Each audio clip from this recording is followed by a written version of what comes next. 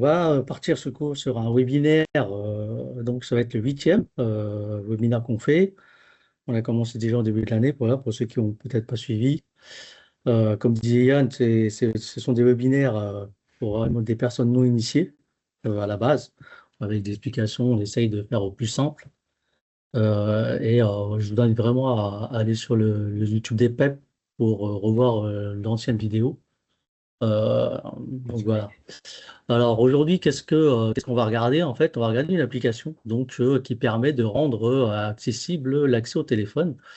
Donc le titre est peut-être un peu trompeur, mais l'essentiel est là. Cette application, donc je vais vous la présenter, bien sûr. Et donc je vais d'abord me présenter pour ceux qui ne connaissent pas, parce qu'il y a peut-être des visages que je ne connais pas moi non plus. Donc, vous pouvez voir sur la diapo, donc Yann Chaillot qui vient de se présenter. Il y a Olivier Marien, le chef de service, qui n'est pas là aujourd'hui, étant indisponible aussi. Et donc, il y a moi, je suis technicien numérique spécialisé au sein de Planète. Et moi, j'ai un rôle de facilitateur pour tout ce qui est numérique. Donc, ça peut être, alors quand c'est très global, le numérique, ça peut être de tout ce qui est tablette, PC, smartphone, ça va englober aussi l'accessibilité. Ça va être tout ce qui est aide technique, hein. Bien sûr, tout cela lié au handicap. Euh, je le précise bien, voilà, je sais pas moi qui va vous aider à faire une formule sur Excel, bien évidemment. Donc voilà. Voilà, petite présentation. Donc Planète, qu'est-ce que c'est? Pour ceux qui connaissent peut-être pas, dites-moi si vous connaissez ou vous connaissez pas. Planète, en fait, on est 10 personnes qui regroupent une partie technique et une partie transcription adaptation de documents. Et donc, moi, je fais partie de la partie technique avec deux autres collègues. Donc, on intervient voilà, principalement sur les structures et à domicile pour tout ce qui est adaptation numérique, comme je viens de l'évoquer. Et on a la partie transcription-adaptation qui vont pouvoir aider. Aujourd'hui, ils sont beaucoup sur les écoles, les enfants, tout ce qui est adaptation braille, ça peut être livre, ça peut être tout ce qui est autour du lit, pardon. Et aussi, ça va être aussi orienté vers le numérique, bien sûr, tout ce qui est fichier PDF, fichier EPUB. Donc voilà, après, peut-être mes collègues en parlant plus précisément lors de peut-être des échanges ou peut-être si vous êtes curieux. Donc aujourd'hui, on va attaquer du coup une application donc, qui s'appelle Bloc d'action. Bon, c'est vraiment le terme. C'est une application qui est disponible sur Google, de Google, pardon, qui est disponible sur Android. Et je précise, qu'est-ce que c'est du coup bloc d'action. Donc vous voyez sur l'image, on a donc la petite icône qui est toujours la même aujourd'hui. Donc qu'est-ce que ça permet? Donc c'est une application qui va permettre de simplifier des actions qu'on peut faire avec nos smartphones. Ça peut être avec ou sans Internet, bien sûr, les actions vont être différentes. Donc ici, je vais vous aider. Le but de ce webinaire, c'est de vous le présenter et aussi de très rapidement vous montrer comment on paramètre en fait cette application-là. Alors, qu'est-ce qu'un bloc d'action? Donc, comme vous pouvez le voir, donc c'est entre guillemets un bouton magique. C'est un widget, hein, tout simplement pour ceux qui connaissent ce terme-là. Ça va permettre de justement le mettre sur la page d'accueil de la personne qu'on accompagne ou pour soi-même aussi, on peut. C'est facile à utiliser parce que du coup, comme ce widget, il y aura juste un appui à faire dessus pour déclencher l'action qu'on aura préalablement programmée. Et donc, c'est aussi donc, pour tous, comme je le disais, hein, autant pour les usagers que pour les professionnels accompagnants. Et donc, on va partir sur des cas d'usage pour revenir plus précisément derrière sur comment on va pouvoir paramétrer ce bloc d'action et des prérequis. Donc, qu'est-ce que permet ce bloc d'action dans des cas d'usage de la pratique de tous les jours? Donc, ça peut permettre, alors, ce sont des cas d'usage, hein, on en a eu quelques-unes, nous, en intervention. Mais il en existe d'autres, bien sûr, que je ne vais pas évoquer et que je ne pourrai pas évoquer parce que je n'aurai pas rencontré la situation. Donc ici, ça pourra permettre aux personnes âgées d'appeler leurs proches en un seul toucher, très simplement. Ça permet aussi, du coup, la personne en situation de handicap de contrôler plus facilement leur téléphone. Alors, on y reviendra, bien sûr, si vous avez des questions. Et aussi, ça permet aussi peut-être aux enfants, quel que soit l'âge, hein, j'ai envie de dire, bon, même si c'est pas le but, c'est pas de donner un écran à un enfant très jeune, mais de pouvoir lancer des applications ou contacter leurs parents. Voilà, c'est quelques cas d'usage. Et donc, sur l'activité et l'autonomie, du coup, pour les cas d'usage, donc là, il y a une partie communication, hein, que j'ai appelé ça communication. Donc, on peut envoyer des messages rapides aussi, préécrits, préprogrammés. Donc, comme j'ai besoin d'aide. On peut aussi planifier l'accès rapide au calendrier. Bien sûr, ce calendrier même, que je ne vais pas vous aider à le faire, hein. On peut accéder au calendrier, bien sûr, au rendez-vous.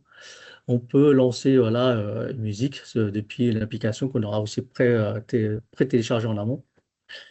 Pardon, téléchargée, pas pré-téléchargée. Et on peut aussi contrôler une maison connectée. Alors bien sûr, il y a aussi une programmation à faire avant, hein. C'est pas depuis cette application même qu'on... Cette application-là, elle permet juste de mettre des raccourcis et de simplifier.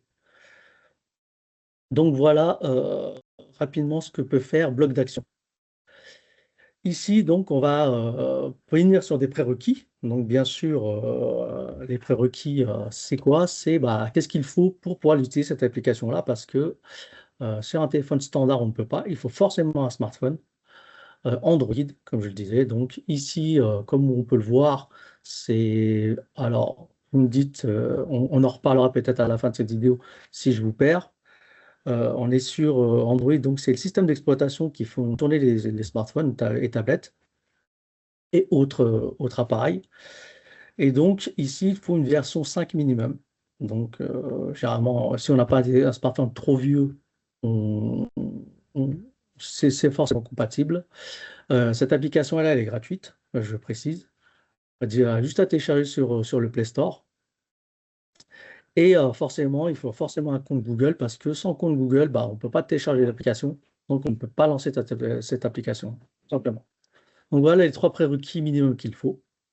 Généralement, voilà, si on achète un smartphone, même entrée de gamme, hein, on a tout le nécessaire.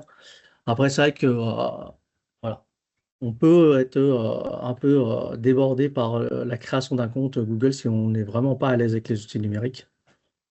Donc, bien sûr, nous, on peut être là pour vous aider. Et donc, ici, ce qu'on va regarder, c'est comment créer son premier bloc d'action. Donc,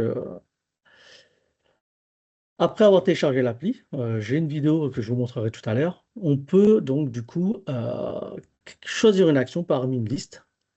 Ici, donc, vous voyez, j'ai mis appeler, renvoyer, il y en a, j'ai envie de dire une vingtaine de mémoire.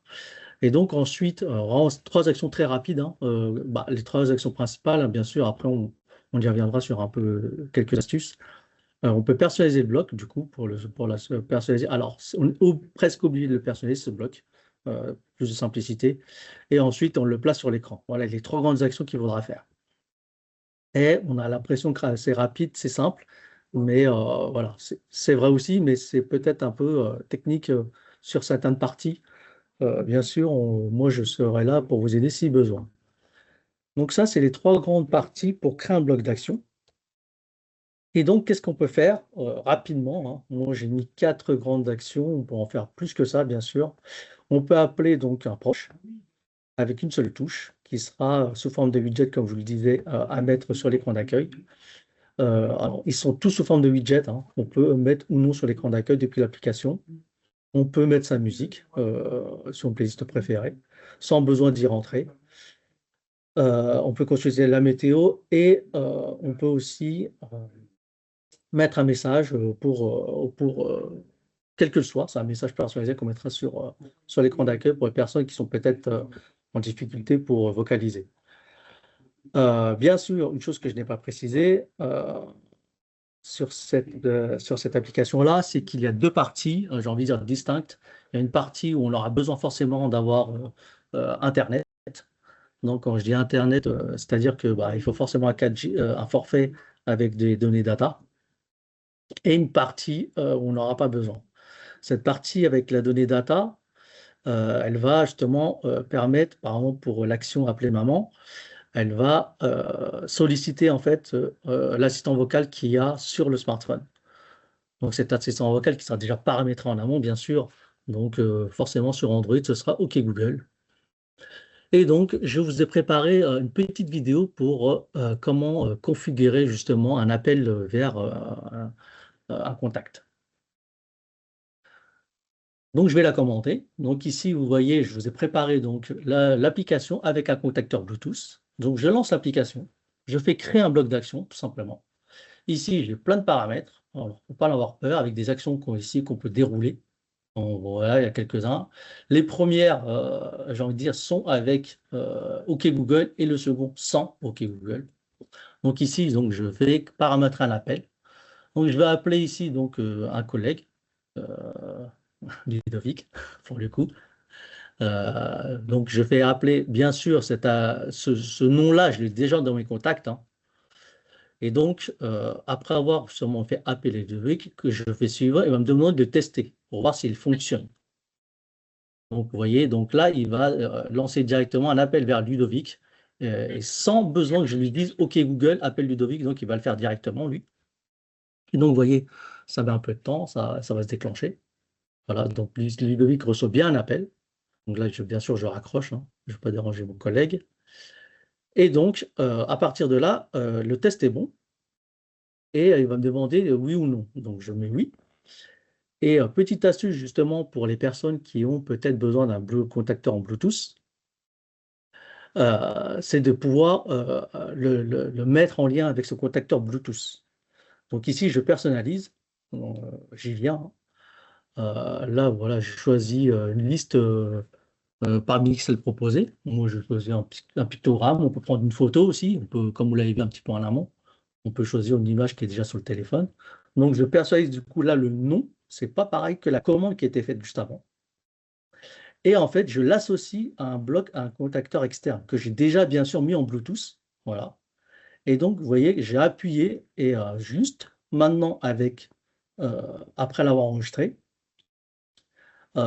juste en appuyant sur ce contacteur Bluetooth, ça va déclencher mon action, très simplement. Vous voyez, donc je l'ajoute, il va me le proposer, il va me dire, voilà, me dire que je veux pouvoir l'agrandir, le redimensionner sur ma page d'accueil. Et donc, vous voyez, quand je reviens sur la page d'accueil, là, j'ai ma petite action bloc d'action avec mon petit pictogramme Ludovic, et je le mets à la taille que je souhaite. À partir de là, je peux soit l'appuyer sur l'écran tactile, soit sur le contacteur. Donc, vous voyez, ici, j'appuie sur le contacteur et il appelle directement Ludovic.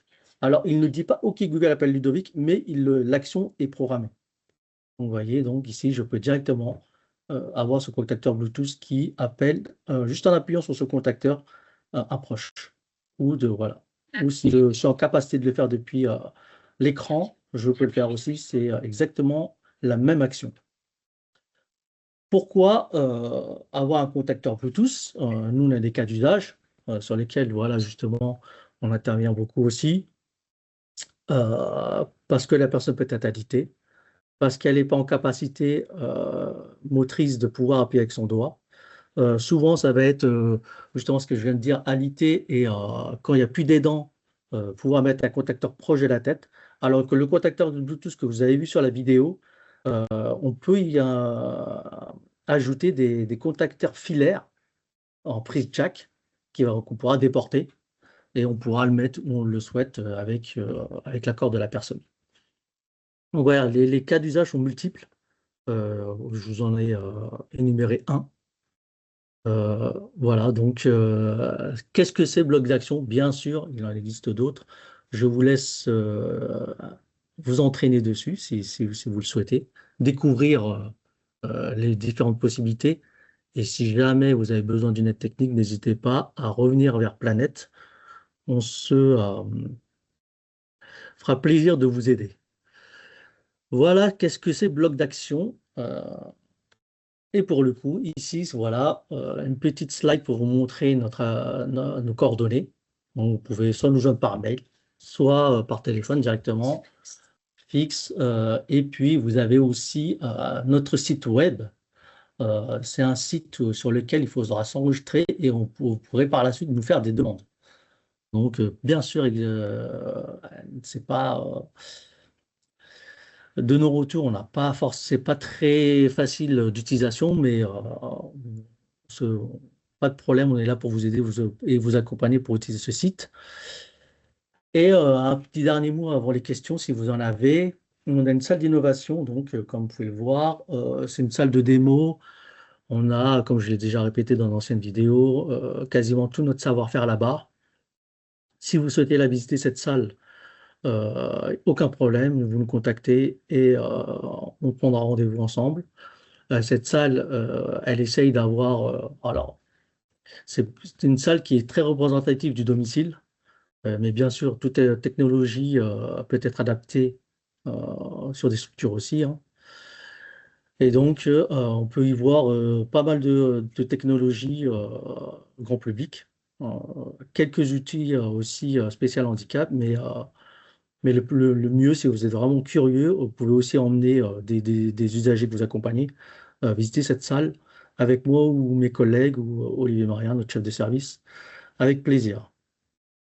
Donc voilà pour bloc d'action. J'espère ne pas avoir été trop long et avoir été assez explicite euh, dans mon analyse de cette application et mes explications.